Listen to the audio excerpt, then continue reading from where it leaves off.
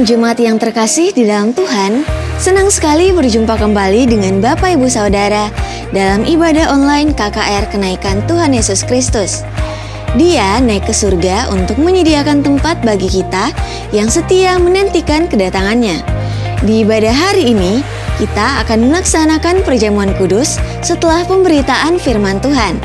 Oleh karena itu, Bapak Ibu Saudara dapat menyediakan roti dan anggur di rumah masing-masing. Bagi Bapak Ibu Saudara yang saat ini memiliki pergumulan dan membutuhkan dukungan doa, konseling, layanan baptisan, pemberkatan nikah, layanan kedukaan, dan rindu bergabung dalam komunitas rukun, saudara dapat menghubungi layanan hotline GBI Philadelphia Blessing Family melalui chat di nomor WhatsApp berikut ini. Tim profetik dan para hamba Tuhan siap melayani Bapak Ibu Saudara. Di ibadah hari ini, kita juga diberi kesempatan untuk menabur dan memberi persembahan bagi pekerjaan Tuhan. Saudara dapat melakukan transfer bank melalui mobile banking atau internet banking ke nomor rekening yang tertera di layar saudara. Gereja kita sangat rindu untuk melihat generasi muda terus bertumbuh di dalam pengenalan akan Tuhan. Oleh karena itu, mari ajak anak saudara untuk bergabung di komunitas yang sesuai dengan usia mereka, di antaranya kids, teens, youth, dan profesional. Dapatkan info selengkapnya melalui akun sosial media berikut ini.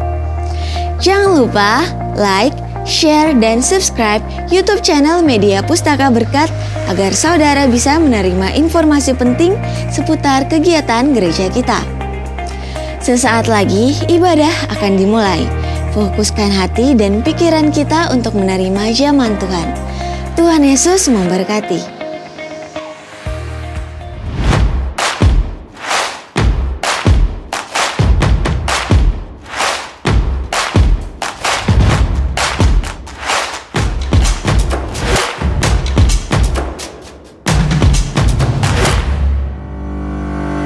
Do the great commandment. Fulfill the great commission. Be a great disciple. Think generational. Now go.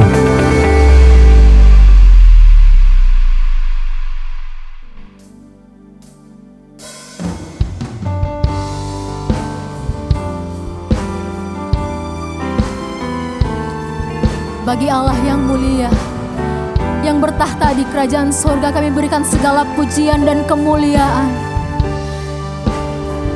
Engkau yang layak ya Tuhan. Haleluya.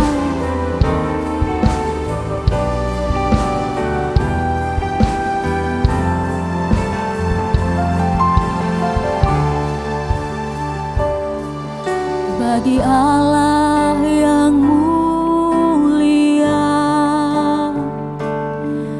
yang bertahta di kerajaan surga, bagi anak domba Yesus Kristus Tuhan, Engkau layak disembah. Mari datang kepadanya, sujud di hadapan tahtanya.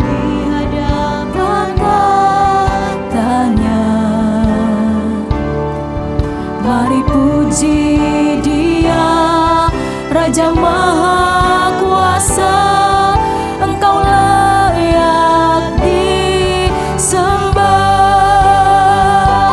Haleluya, haleluya, terpujilah namamu. Segala puji dan hormat, kemuliaan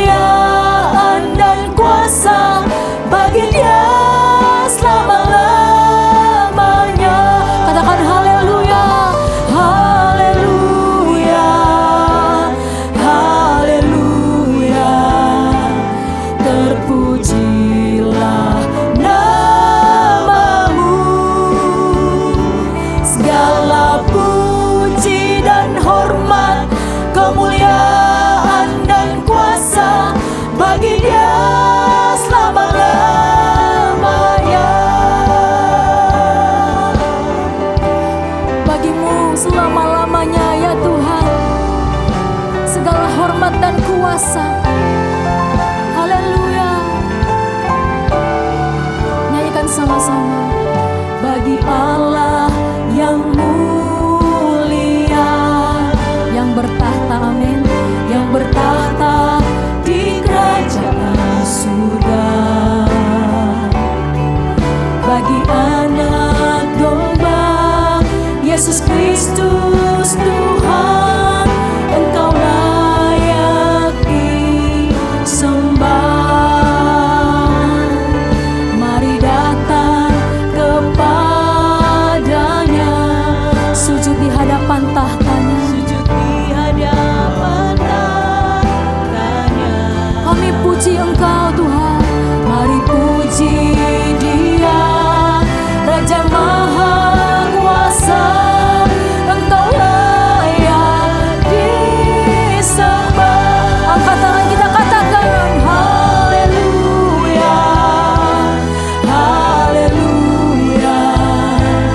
Terpujilah namamu. Segala puji dan hormat, kemuliaan dan kuasa bagi Dia selama-lamanya. Haleluya, haleluya. Kami angkat tangan kami Tuhan, kami sembah Engkau. Namamu, segala puji dan hormat, kemuliaan dan kuasa bagi Dia selama-lamanya. Sekali lagi katakan haleluya, haleluya. Terpujilah namamu. Segala puji dan hormat, kemuliaan dan kuasa bagi Dia selama-lamanya. Katakan segala puji dan hormat, kemuliaan dan kuasa bagi Dia selama-lamanya. Bagi Dia selamanya, bagi Dia selamanya, bagi Dia selama-lamanya. Berikan sorak-sorai kemuliaan buat Tuhan kita. Angkat suara kita sembah Dia. Hiralabaya syandaralabaya se. Engkau layak ya Tuhan. Kami berikan segala kemuliaan hanya bagi Tuhan. Engkau yang naik ke surga, membuktikan bahwa Engkau Tuhan. Engkau yang bertahta di tahta kemuliaan surgawi. Engkau yang layak disembah sampai selama-lamanya ya Tuhan. Hiralabaya syandaralabo. Haleluya.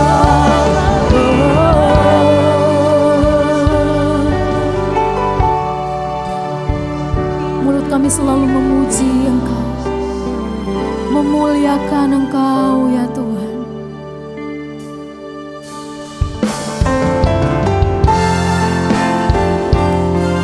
Kami angkat suara kami angkat tangan kami mau nyanyikan kemuliaan Tuhan. Haleluya.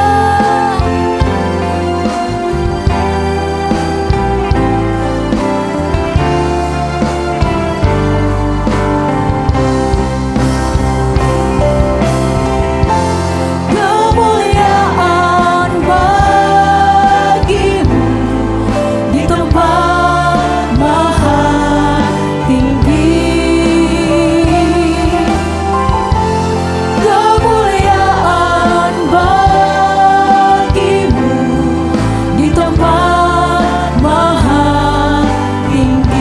Berikan kemuliaan bagi-Mu Tuhan. Kemuliaan bagi-Mu di tempat maha tinggi. Kemuliaan bagi-Mu di tempat maha tinggi. Kaulah Allah yang kupuji. Kaulah Allah, amin, yang kusembah. Kemuliaan bagi-Mu Tuhan. Kemuliaan bagi-Mu di tempat maha tinggi.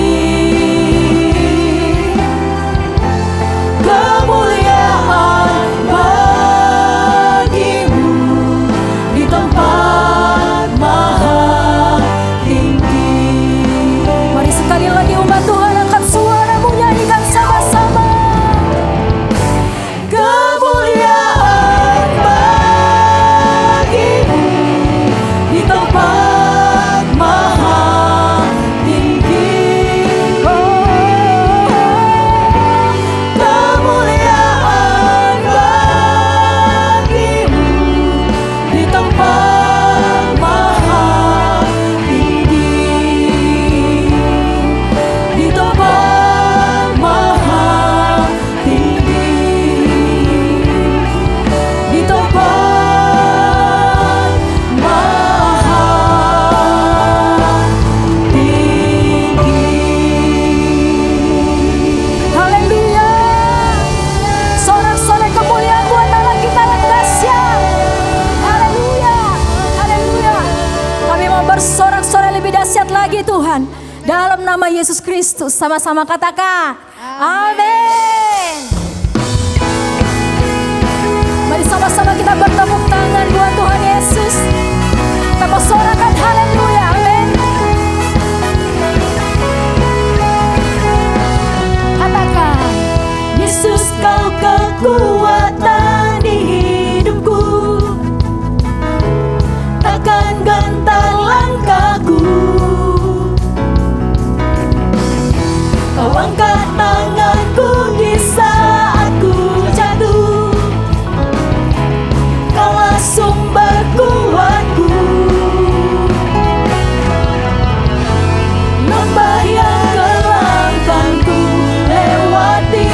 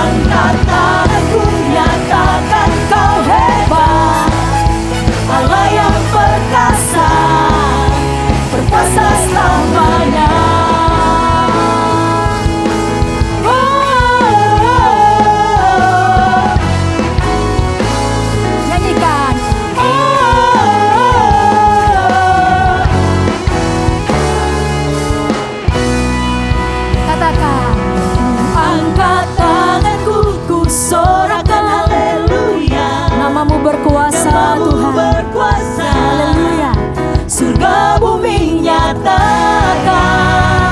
Ku angkat tanganku, nyatakan kau hebat, Allah yang perkasa, berkuasa selamanya.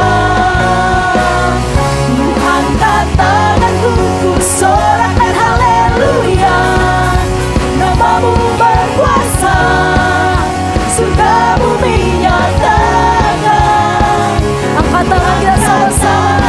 Nyatakan kau Dia yang perkasa, amin. Allah yang perkasa, berkuasa selamanya.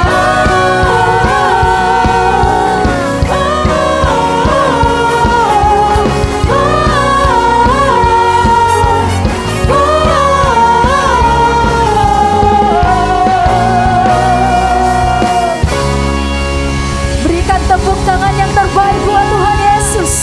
Haleluya. Haleluya. Mari sama-sama kita siapkan hati kita untuk menerima kebenaran firman Tuhan. Lebih lagi nikmati hadirat Tuhan. Kami mau lebih lagi memuji menyembah Engkau ya Tuhan, Allah yang bertahta di tahta kemuliaan. Engkau yang layak Tuhan. Bersama malaikat di surga, nyanyikan kidung pujian, bermazmur bagimu, muliakan namamu. Yesus, aku memujimu. Katakan tanganku, Tanganku ku angkat padamu, masuk dalam hadiratmu, rasakan kasih-Mu, ku jadi milik-Mu. Yesus, aku menyembah-Mu. Hosana, Hosana, aku memuji-Mu. Haleluya, haleluya, aku menyembah-Mu. katakan Hosana. Hosana, Hosana, aku memuji-Mu. Haleluya, haleluya, aku menyembah-Mu. Naikkan pujian ini sekali lagi. Katakan bersama malaikat di surga. Bersama malaikat di surga, nyanyikan kidung pujian, bermazmur bagimu, muliakan namamu. Yesus, aku memuji-Mu. Tanganku ku angkat Tuhan, Tanganku ku angkat padamu, masuk dalam hadirat-Mu, rasakan kasih-Mu, ku jadi milik-Mu. Yesus, aku menyembah-Mu. mari sembah Dia sama-sama. Hosana, Hosana, aku memuji-Mu. Haleluya, haleluya, aku menyembah-Mu. Nyanyikan Hosana. Hosana, Hosana, aku memuji-Mu.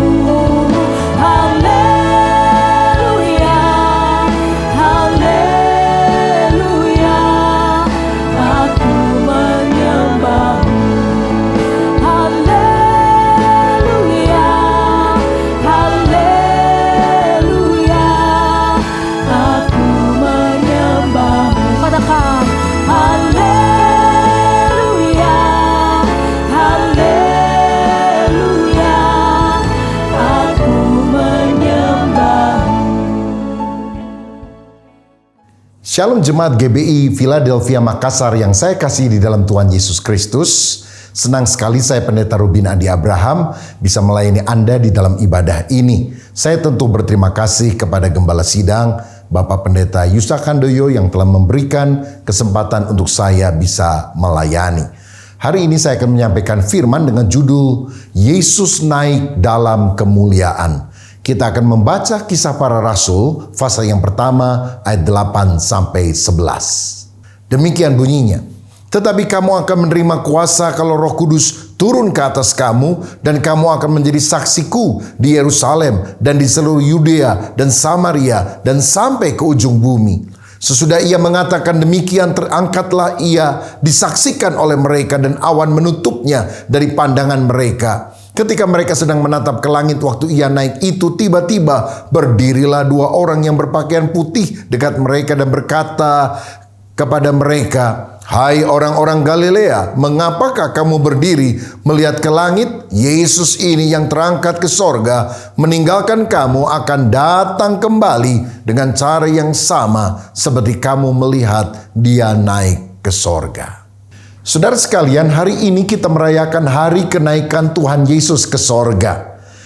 Ini menunjukkan kemuliaan Yesus karena dia datang ke dunia dan setelah tugasnya selesai, dia naik ke sorga. Saudara, pada saat Yesus disalib kelihatannya dia kalah karena murid-muridnya juga kocar-kacir meninggalkan dia. Tetapi 3 hari kemudian Paskah, Yesus bangkit dari antara orang mati. Bahkan 40 hari kemudian dia menampakkan diri kepada para murid-muridnya dan mereka percaya kepadanya. Tahukah saudara bahwa kenaikan Kristus itu adalah fakta sejarah, bukan halusinasi. Sebab dia berkali-kali menampakkan diri kepada murid-muridnya. Dan dalam 1 Korintus 15 ayat 16, ketika dia akan naik ke sorga, itu lebih dari 500 orang saksi yang menyaksikan peristiwa kebangkitan dan juga kenaikannya. Nah, pada masa kini memang ada orang yang mengaku bahwa dia pernah naik ke sorga. Tapi coba tanya, siapa yang jadi saksinya? Nggak ada. Padahal menurut hukum Taurat, sebuah perkara baru dinyatakan benar bila ada minimal 2 atau 3 orang saksi. Dan Kristus meninggalkan 500 orang saksi hidup untuk menunjukkan bahwa dia memang benar-benar bangkit dan naik ke sorga. Saudara, melalui kenaikan Tuhan ke sorga ini kita melihat beberapa kebenaran. Yang pertama, kita tahu bahwa Yesus itu Tuhan. Yesus itu bukan hanya manusia biasa, bukan cuma nabi atau rasul. Karena nabi atau rasul kalau mati nggak pernah bangkit lagi. Tetapi Yesus mati, bangkit, naik ke sorga dan akan datang kembali sebagai hakim di atas segala hakim, sebagai raja di atas segala raja. Karena dia adalah Tuhan. Tuhan artinya penguasa segala-galanya atas alam semesta, bahkan atas sorga. Dalam Kisah Rasul 2 ayat 36, dalam khotbah yang disampaikan oleh Simon Petrus di hari Pentakosta, dia berkata, jadi seluruh kaum Israel harus tahu dengan pasti bahwa Allah telah membuat Yesus yang kamu salibkan itu menjadi Tuhan dan Kristus. Ini menunjukkan ketuhanan Kristus yang tidak bisa digugat. Bahkan Alkitab sebetulnya menjelaskan berulang-ulang tentang ketuhanan Yesus. Dalam Yohanes 1 ayat 1-3, firman Tuhan berkata, pada mulanya adalah firman, firman itu bersama-sama dengan Allah, dan firman itu adalah Allah. Ia pada mulanya bersama-sama dengan Allah, segala sesuatu dijadikan oleh Dia, dan tanpa Dia, Kristus, tidak ada suatu pun yang telah jadi dari segala yang telah dijadikan. Saudara, firman itu bersama-sama dengan Allah dan firman itu adalah Allah. Dan sang firman itu yaitu Yesus yang menjadikan segala alam ciptaan. Berarti kan dia Tuhan. Kalau bukan Tuhan, kalau cuma manusia biasa, bagaimana dia bisa menjadikan matahari, bulan, bintang, langit, bumi? Ini menunjukkan benar-benar Yesus adalah Tuhan. Bahkan di dalam ayat 14 dikatakan firman itu telah menjadi manusia dan diam di antara kita. Dan kita telah melihat kemuliaannya, yaitu kemuliaan yang diberikan kepadanya sebagai anak tunggal Bapa, penuh kasih karunia dan kebenaran. Firman itu yang telah menciptakan segala sesuatu menjadi manusia. Dialah Yesus Kristus yang kita sembah. Saudara, ketuhanan Yesus juga diakui oleh manusia, oleh murid-muridnya. Misalnya dalam Yohanes pasal 20 ketika Thomas tidak percaya akan kebangkitan Yesus dan berkata, sebelum aku mencucukkan jariku kepada bekas lukanya, aku nggak percaya. Tiba-tiba Tuhan menampakkan diri dan Thomas kaget. Dan di dalam ayat ke-28 Thomas berkata, ya Tuhanku dan Allahku. Thomas mengakui Yesus sebagai Tuhan, sebagai Allah. Dan Yesus tidak menolak pengakuan itu. Karena memang sejatinya dia adalah Tuhan dan Allah. Karena dalam Yohanes 13 ayat 13, Yesus berkata begini, kamu menyebut aku guru dan Tuhan, dan katamu itu tepat sebab memang akulah guru dan Tuhan. Lord, penguasa atas alam semesta, Tuhan di atas segala Tuhan, Raja di atas segala raja. Dia penguasa segalanya. Saudara, Yesus memiliki segala kuasa di bumi dan di sorga. Dalam Matius 28 ayat 18 dia berkata, kepadaku telah diberikan segala kuasa di sorga dan di bumi. Kalau dia bukan Tuhan, bagaimana dia bisa bangkit dari antara orang mati? Bukankah Allah saja sang sumber kehidupan yang bisa melakukannya? Bahkan Filipi 2 ayat 9-11 mengatakan bahwa nama Yesus adalah nama di atas segala nama, yang olehnya setiap lutut akan bertelut, semua lidah akan mengaku bahwa Yesus Kristus adalah Tuhan untuk kemuliaan Allah Bapa. Yesus adalah Tuhan. Tuhan sanggup mendengar doamu. Dan hari ini kalau engkau percaya, di dalam nama Yesus kesembuhan mengalir dalam hidup saudara. Dalam nama Yesus pemulihan Tuhan akan kerjakan di dalam hidup saudara. Karena itu yakinlah, Yesus naik ke sorga aja bisa, apalagi menolong saudara, apalagi memberkati saudara, apalagi menyembuhkan penyakit saudara. Pasti bisa. Berseru kepada dia, dia tidak jauh, dia hanya sejauh doa. Dan kalau kita sungguh berharap kepada dia, pergumulanmu akan diatasi oleh pertolongan Tuhan. Haleluya.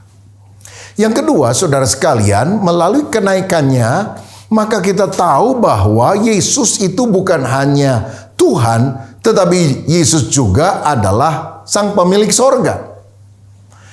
Sorga itu nyata. Beberapa orang bilang, oh sorga itu cuma dongeng. Lah kalau sorga dongeng, waktu Yesus naik ke sorga, kemana dong dia, saudara? Berarti sorga itu benar-benar ada. Sorga adalah sebuah tempat. Dan Yesus adalah pemilik sorga yang datang ke dunia untuk melaksanakan misinya dan kemudian dia kembali ke sorga. Karena dalam Yohanes 3 ayat 13 dikatakan, tidak ada seorang pun yang telah naik ke sorga selain daripada dia yang telah turun dari sorga, yaitu anak manusia. Jadi kalau bukan karena Yesus yang turun dari sorga untuk menyelamatkan manusia, maka tidak ada orang yang bisa naik ke sorga. Semuanya harus percaya kepada dia baru bisa masuk sorga. Nah, saya percaya Tuhan ingin kita manusia masuk ke sorga. Jangan sampai masuk neraka. Karena neraka itu tempat yang sangat mengerikan. Ada lautan api yang tak terpadamkan. Dan sifatnya kekal selama-lamanya. Beberapa orang bilang, oh neraka itu sebetulnya tidak ada. Karena Tuhan itu penuh kasih. Bagaimana Tuhan bisa menciptakan neraka? Tapi ingat saudara, dia bukan hanya Allah yang penuh kasih, dia juga Allah yang kudus, yang tidak kompromi dengan dosa. Orang berdosa akan dihukum di dalam neraka. Walaupun sejatinya neraka itu adalah tempat penghukuman bagi si iblis, bukan bagi manusia. Tapi kalau manusia ikut kepada si iblis, menjadi anak buahnya, maka dia akan dibawa juga masuk ke dalam neraka oleh si jahat tersebut. Karena itu Tuhan mau kita sungguh bertobat. Dalam Lukas 19 ayat 10 firman Tuhan berkata, sebab anak manusia datang untuk mencari dan menyelamatkan yang hilang. Inilah tujuan Yesus datang ke dunia, untuk menyelamatkan kita dari dosa, menebus kita dengan darahnya, supaya kita tidak masuk neraka tempat penghukuman abadi, tetapi masuk ke dalam sorga tempat yang sangat indah. Nah, kita mencatat bahwa ibu kota sorga itu namanya adalah Yerusalem Baru. Dan tempat itu sangat luar biasa. Misalnya dalam Wahyu 21 ayat 11 dikatakan, kota itu penuh dengan kemuliaan Allah, dan cahayanya sama seperti permata yang paling indah, bagaikan permata yaspis jernih seperti kristal. Ayat 21, dan ke-12 pintu gerbang itu adalah 12 mutiara. Setiap pintu gerbang terdiri dari satu mutiara, dan jalan-jalan kota itu dari emas murni bagaikan kaca bening. Dari sini kita melihat sorga itu sangat fantastis. Dinding-dinding atau temboknya saja terbuat dari macam-macam batu permata. Pintu gerbangnya terbuat dari mutiara yang sangat besar. Jalannya terbuat dari emas. Itu melukiskan gambaran sorga dengan kata-kata yang sangat indah, yang sulit diungkapkan dengan bahasa manusiawi. Dan kita akan masuk ke dalam sorga yang mulia itu. Oh, betapa luar biasanya. Kita akan melihat muka dengan muka. Dan ini bukan hanya soal lihat-lihatan, tapi menunjukkan keakraban satu dengan yang lain. Kita akan mengenal Tuhan secara luar biasa. Alkitab juga berkata di sorga kita akan beribadah kepada Tuhan. Tentu saja ini bukan hanya bermakna nyanyi-nyanyi. Seperti kalau kita pikir beribadah di dunia artinya ke gereja. Di sorga nggak ada gereja, di sorga nggak ada bait suci. Karena hadirat Tuhan memenuhi seluruh sorga, sehingga itulah bait suci Allah. Dimanapun orang melakukan pekerjaan, pelayanan, atau apapun, itu adalah sebuah ibadah bagi Tuhan. Bahkan kita akan memerintah bersama dengan Kristus selama-lamanya. Kita akan jadi raja yang berada di bawah pengawasan raja di atas segala raja. Berarti di sorga akan ada kerajaan-kerajaan. Ada banyak pekerjaan-pekerjaan. Oh, sesuatu yang sangat luar biasa itu akan kita alami dalam kerajaan sorga. Karena itu percaya kepada Yesus. Dia sang pemilik sorga. Kalau yang menjanjikan saudara masuk sorga itu manusia atau pemimpin agama tertentu yang dia sendiri juga belum tentu yakin masuk sorga, bagaimana mungkin? Tapi kalau sang pemilik sorga yang punya sorga janji, kalau kamu percaya kepada kamu tidak akan binasa, melainkan beroleh hidup yang kekal. Karena akulah jalan, kebenaran, dan hidup. Tidak seorang pun sampai kepada Bapa kecuali melalui aku. Hari ini saya menantang saudara, siapa yang masih ragu, kalau engkau mati, engkau masuk sorga atau masuk neraka, bukalah hatimu, bertobatlah dan berdoa, Tuhan Yesus, ampuni dosa saya. Saya mengaku bahwa Yesus adalah juru selamat, sang pemilik sorga. Saya percaya kepadamu. Dan Tuhan akan menyelamatkan saudara saat ini juga. Haleluya. Yang ketiga saudara, melalui kenaikan Yesus dalam kemuliaan sorgawi, maka kita tahu bahwa Yesus bukan hanya Tuhan, Yesus bukan hanya pemilik sorga, tapi Yesus juga adalah pembaptis dengan Roh Kudus. Dalam Kisah Rasul 1 ayat 5, pernah dicatat bahwa Yohanes Pembaptis bilang, aku membaptis kamu dengan air, tapi nanti Yesus yang akan membaptis kamu dengan Roh Kudus. Saudara-saudara, bahkan sebelum Yesus naik, dia pernah berkata dalam Yohanes 16 ayat 7, namun benar yang kukatakan ini kepadamu adalah lebih berguna bagi kamu jika aku pergi. Sebab jikalau aku tidak pergi, penghibur itu tidak akan datang kepadamu. Tetapi jikalau aku pergi, aku akan mengutus dia atau Roh Kudus itu kepadamu.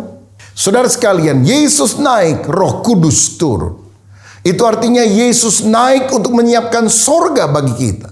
Tapi kemudian Roh Kudus turun untuk menyiapkan kita bagi sorga. Tuhan menyiapkan tempat untuk kita di sorga. Tapi Roh Kudus memperlengkapi kita supaya kita layak berada bersama dengan Yesus di dalam kerajaan sorga. Karena itu kita harus menerima dua karya utama dari Roh Kudus ini. Yang pertama, Roh Kudus itu melahirbarukan kita. Artinya menjadikan kita orang berdosa menjadi orang yang benar, yang diampuni Tuhan, menjadi ciptaan baru di dalam Yesus. Dan itu terjadi pada saat kita percaya kepada Yesus Kristus. Bukan sekedar beragama. Orang yang beragama walaupun baik mati masuk neraka loh saudara. Tapi kalau kita bertobat percaya kepada Yesus, Roh Kudus masuk di dalam hati kita, maka kita menjadi ciptaan yang baru yang diselamatkan. Sebab tidak ada orang yang bisa mengaku Yesus itu adalah Tuhan selain Roh Kudus yang mewahyukan di dalam hatinya. Karena itu biar kita mengalami kelahiran baru. Yang kedua, Roh Kudus juga memberi kita kuasa untuk menjadi saksi. Karenanya di dalam Kisah 1 ayat 8 tadi dikatakan, tetapi kamu akan menerima kuasa kalau Roh Kudus turun ke atas kamu, dan kamu akan menjadi saksiku. Roh Kudus mengurapi kita supaya kita bisa menjadi saksi Kristus di dalam perkataan dan perbuatan. Saudara, siapa yang membaptis kita dengan Roh Kudus? Tuhan Yesus. Dan apa tanda awal bagi orang yang dibaptis dengan Roh Kudus? Berkata-kata di dalam bahasa roh. Ini bahasa yang tidak bisa dipelajari oleh manusia, yang diberikan oleh Tuhan sendiri. Itulah karunia Tuhan supaya kita bisa meneguhkan iman atau batin kita waktu kita berdoa menyembah Tuhan di dalam roh dan kebenaran. Banyak orang mengejek, menghina karena mereka belum mengalami pengalaman Pentakosta ini. Saya berdoa, saudara yang belum dibaptis Roh Kudus dan belum mendapatkan tanda awal berkata-kata di dalam bahasa roh, mintalah kepada Tuhan. Tuhan yang baik itu akan memberikan kepada saudara supaya tumbuhlah imanmu lebih kuat lagi. Sebab kita nggak mungkin bisa meneguhkan orang lain sebelum iman kita sendiri yang pertama-tama diteguhkan oleh Tuhan, bukan? Saya ingat pada waktu saya dibaptis oleh Roh Kudus pada masa remaja setelah saya percaya kepada Yesus. Hati saya berkobar-kobar dengan Roh Kudus.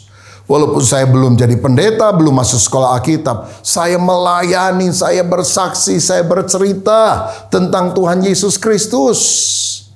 Oh, saudara sekalian, saya yakin sampai hari ini pun Roh Kudus sanggup mengubah kehidupan manusia. Dan kalau kita memberitakan Injil Yesus Kristus, ada dampak yang sangat besar, perubahan yang sangat dahsyat yang kita bisa kerjakan dengan kuasa Tuhan. Orang yang mendengar Injil, dia bisa bertobat dari penjahat, bisa menjadi seorang hamba Tuhan yang hidupnya layak di hadapan Dia.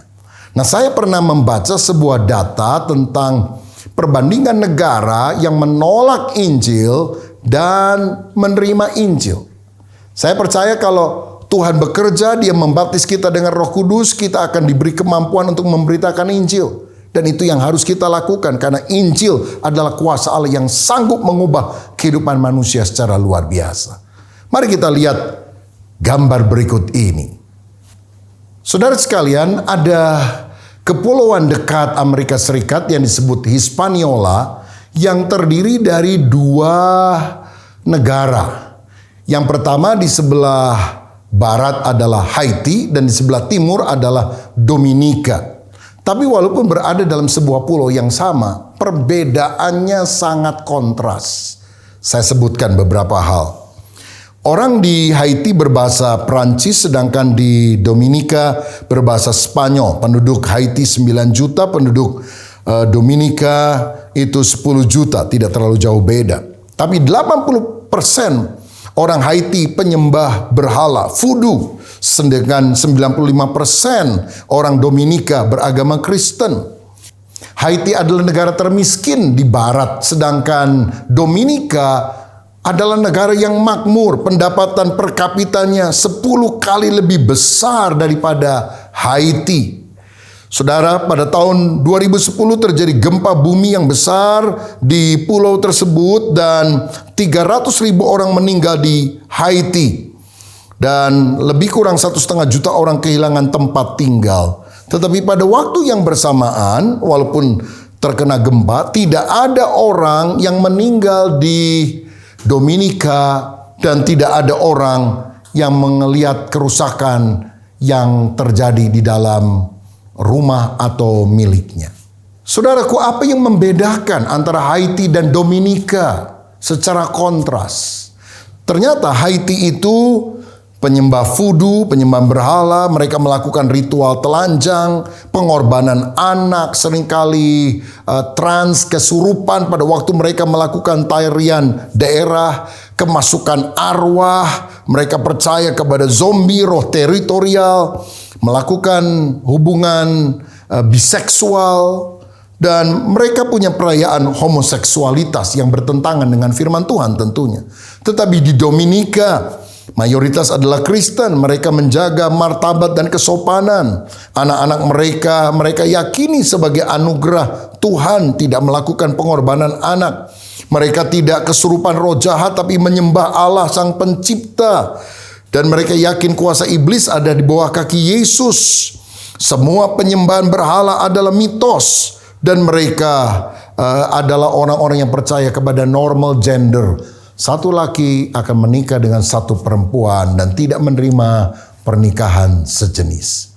Saudara, sikap kita terhadap Injil Kristus kepada Tuhan itu akan menentukan bukan hanya perbedaan pribadi, tapi perbedaan yang mencolok dalam sebuah bangsa. Saya kasih satu contoh lain supaya lebih jelas. Korea Utara dan Korea Selatan. Saudara sekalian, kedua negara ini berada di semenanjung Korea, sama secara geografis, tetapi karena konflik pada tahun 1945, kemudian ditarik garis pemisah artifisial di 38 lintang utara Khatulistiwa. Penduduk Korea Utara banyak yang miskin, banyak yang kena TBC, malaria, hepatitis. Pada tahun 1994 sampai 1998 terjadi kelaparan di Korea Utara dan 3 juta orang meninggal. Sedangkan di Korea Selatan pada masa itu tidak ada yang meninggal karena kelaparan. Bahkan sejak tahun 1950 sebagian besar Korea Selatan terlindung dari bencana alam.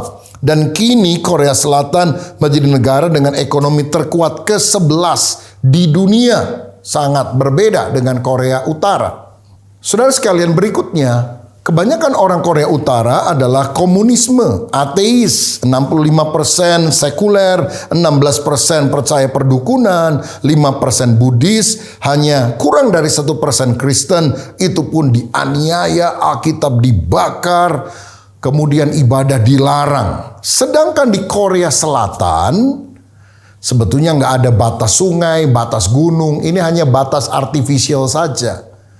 Kondisinya sangat berbeda. Sejak tahun 1950 kebaktian doa diadakan di gereja-gereja di Korea Selatan. 1958 Pastor Choi Yong-gi menanam Yoido Full Gospel Church yang menjadi gereja terbesar di dunia dengan lebih dari 800.000 anggota jemaat. Pada tahun 1990 ada 5 gereja terbesar di dunia dan kelima-limanya ada di Korea Selatan. Dan hari ini sekitar 30% penduduk Korea Selatan adalah Kristen. Apa yang menjadi pembeda utama? Apakah faktor politik? Saya yakin bukan. Tapi Injil dan pengaruhnya itu yang membuat Haiti dan Dominika berbeda, yang membuat Korea Utara dan Korea Selatan menjadi sangat berbeda. Jadi dua objek ini membuktikan penjelasan yang terbaik adalah Alkitabiah. Banyak orang yang tidak percaya Tuhan di Korea Utara dan Haiti. Tetapi banyak orang yang percaya kepada Kristus di Korea Selatan dan Dominika. Ada ambang batas untuk intervensi ilahi dan ada titik kritis untuk penghakiman ilahi. Orang yang tidak percaya Injil akan mengalami kerugian karena setan itu datang untuk mencuri, membunuh, membinasakan. Tapi kalau Kristus datang dalam hidup pribadi dan juga dalam sebuah kota, dalam sebuah wilayah, dalam sebuah negara, maka dia akan membawa hidup yang berkelimpahan secara rohani dan secara jasmani. Karena itu, biarlah kita menerima baptisan Roh Kudus dari Yesus yang membuat kita penuh dengan kuasa Allah. Dan kita menyaksikan Injil sehingga banyak orang hidupnya berubah. Haleluya. Yang keempat, saudaraku, karena Yesus naik dalam kemuliaan, kita tahu bahwa Yesus adalah Raja yang akan datang. Karena dalam Kisah 1 ayat 11 tadi dikatakan oleh malaikat, Yesus ini yang naik ke sorga, dia akan turun kembali dengan cara yang sama seperti kamu melihat dia naik ke sorga. Dia yang naik akan datang kembali sebagai Raja di atas segala raja. 1 Tesalonika 4 ayat 16 dan 17 mencatat, sebab pada waktu tanda diberi, yaitu pada waktu penghulu malaikat berseru dan sangkakala Allah berbunyi, maka Tuhan sendiri akan turun dari sorga, dan mereka yang mati dalam Kristus akan lebih dahulu bangkit. Sesudah itu kita yang hidup, yang masih tinggal, akan diangkat bersama-sama dengan mereka dalam awan menyongsong Tuhan di angkasa. Demikianlah kita akan selama-lamanya bersama-sama dengan Tuhan. Saudara, kalau Yesus datang kembali, dia akan mengangkat orang yang percaya kepadanya. Itulah yang disebut sebagai pengangkatan gereja atau rapture. Nah, pada waktu itu kalau ada dua orang di ladang, kata Alkitab, yang satu akan dibawa, yang satu akan ditinggalkan. Karena itu berjaga-jagalah, karena kita tidak tahu kapan saat itu akan tiba. Tetapi tanda-tanda kedatangannya sudah sangat nyata. Ada gempa bumi dan kelaparan di berbagai tempat. Ada peperangan di mana-mana. Hari-hari ini penyakit sampar, penyakit menular seperti COVID-19 juga merebak ke seluruh dunia. Bukankah kita harus lebih waspada dan siap sedia menyambut kedatangannya? Kita tidak tahu kapan waktunya secara tepat, tetapi persiapan harus selalu kita lakukan. Mungkin ada orang yang bilang, kok Tuhan sampai hari ini belum datang-datang ya? Dari sejak saya kecil saya dengar khotbah Yesus datang. Tapi kok Tuhan belum datang? Apa Tuhan lupa? Oh, dia tidak lupa. Tapi dia memberikan kesempatan supaya orang-orang yang belum bertobat bisa bertobat di tengah masa anugerah ini. Itu sebabnya mari siapkan hatimu untuk sungguh-sungguh menjadikan Yesus sebagai Raja. Karena Tuhan pernah berjanji, aku pergi untuk menyediakan tempat bagimu di sorga. Tapi setelah selesai, aku akan datang untuk menjemput kamu. Supaya di mana aku berada, kamu pun akan berada. Saya ingat satu kali ada seorang yang membawa anak kecil masuk ke sebuah restoran. Dan kemudian memesan makanan dalam jumlah yang banyak untuk dibungkus dibawa pulang. Setelah makanannya jadi, dia ambil makanan itu. Dan waktu dia mau merogoh dompetnya, dia bilang, aduh, dompet saya ketinggalan di mobil. Lalu dia bilang kepada kasirnya, Bu, saya titip sebentar anak saya ya. Sebentar saya ambil uangnya, saya akan bayar. Orang itu percaya, saudara, karena anaknya kan ada di situ. Dia keluar dari restoran itu dan gak pernah balik. Waktu anaknya ditanya, loh, papa kamu kemana? Itu bukan papa saya. Loh, siapa? Saya juga gak kenal. Tadi dia bilang, kamu mau makan enak gak? Kalau kamu makan enak, ikuti om ya. Jadi kamu pura-pura jadi anak om. Ya saya ikut aja. Saudara sekalian, ternyata orang itu adalah penipu. Jadi dia tidak mungkin akan datang kembali untuk menjemput anak kecil ini. Kenapa? Karena anak itu bukan anaknya. Tetapi Tuhan pasti menjemput kita. Karena kita adalah anaknya. Yaitu kita yang sudah percaya kepada Yesus Kristus.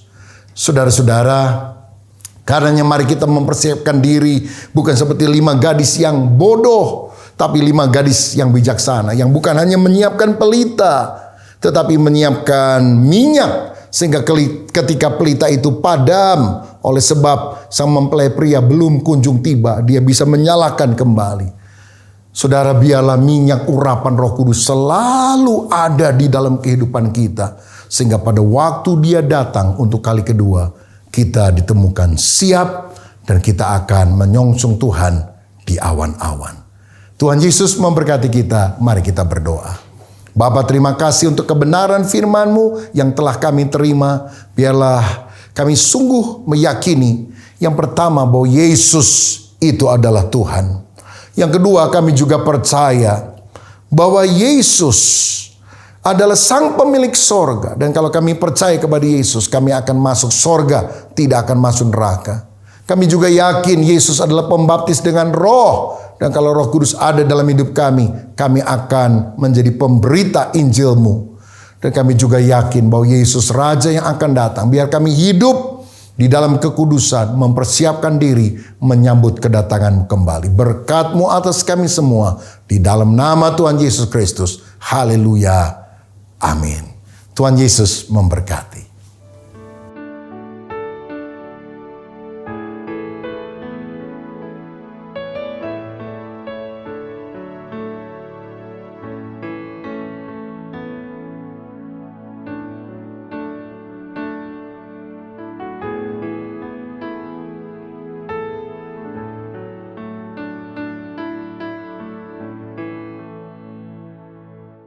Saudara yang dikasih oleh Tuhan, hari ini kita telah mendengarkan firman Tuhan yang disampaikan oleh Bapak Pendeta Dr.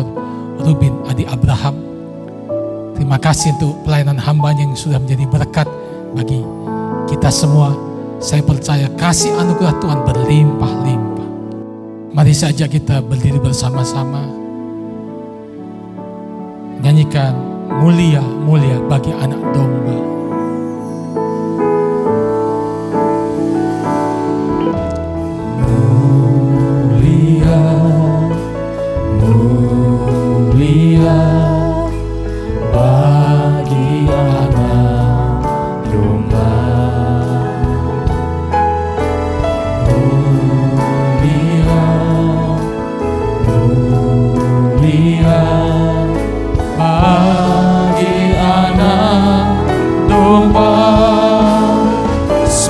Engkau mulia dan layak dipuji, yang duduk di tahta dan yang akan memerintah selamanya atas semua yang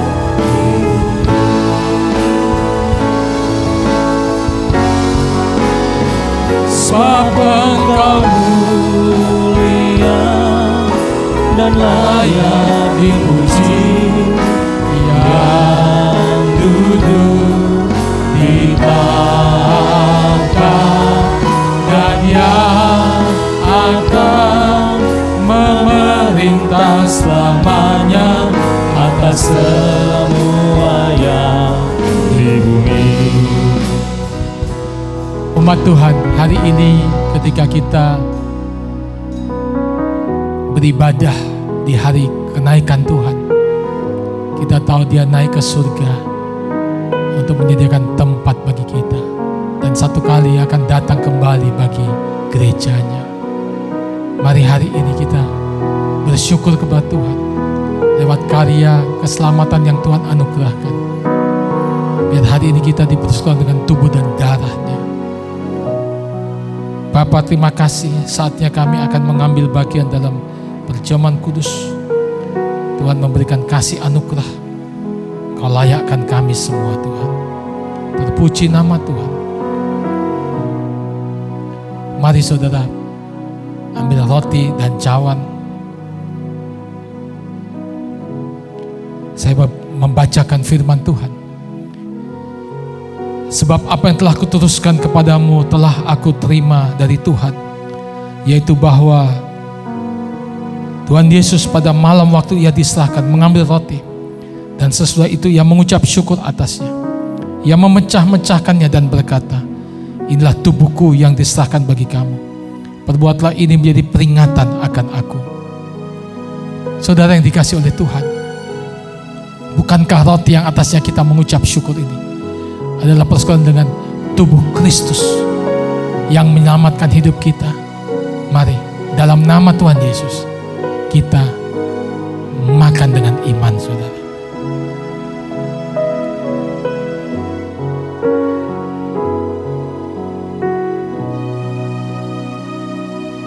Terima kasih Tuhan, terima kasih. Haleluya, haleluya. Demikian juga Ia mengambil cawan sesudah makan, lalu berkata, cawan ini adalah perjanjian baru yang dimeteraikan oleh darahku. Perbuatlah ini setiap kali kamu meminumnya menjadi peringatan akan aku. Sebab setiap kali kamu makan roti ini dan minum cawan ini, kamu memberitakan kematian Tuhan sampai Ia datang.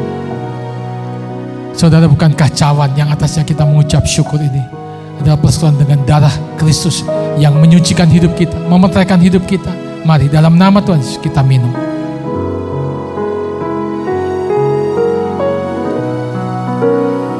Sebab Engkau mulia dan layak dipuji. Mari kita angkat tangan kita. Di tahta dan yang akan memerintah selamanya atas semua yang di bumi. sebab Engkau mulia dan layak dipuji, yang dulu di tahta dan yang akan memerintah selamanya atas semua yang di bumi.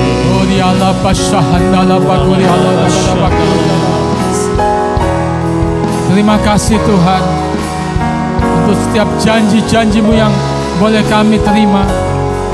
Terima kasih Tuhan, Engkau berjanji untuk menyertai kami, tidak pernah meninggalkan kami. Engkau berjanji untuk datang kembali, menjemput gereja-Mu Tuhan, masuk dalam kemuliaan-Mu Tuhan. Engkau berjanji menyertai kami, memberikan Roh Kudus, penghibur, penolong, akan menuntun kami semua dalam seluruh jalan-jalan-Mu Tuhan. Terima kasih Tuhan, Engkau memberikan kekuatan, memberikan anugerah bagi setiap kami. Terpuji nama-Mu Tuhan. Terima kasih Tuhan, memberkati hamba-Mu yang sudah menjadi saluran berkat bagi kami semua. Memberkati semua yang sudah melayani hari ini. Kami percaya kasih anugerah Tuhan berlimpah-limpah. Semua umat Tuhan juga yang beribadah kepada Tuhan diberkati oleh Tuhan. Selain dikasih oleh Tuhan, terimalah berkat daripada Allah Bapa di surga. Kasih anugerah Tuhan yang berlimpah-limpah dalam Kristus Yesus, penghiburan kekuatan dari Roh Kudus, memimpin menyertai kita semua sampai Maranatha, Tuhan Yesus datang untuk kedua kalinya. Sekali percaya Yesus, seterusnya percaya Dia. Dalam nama Tuhan Yesus, setiap kita yang percaya katakan amin. Tuhan Yesus memberkati saudara.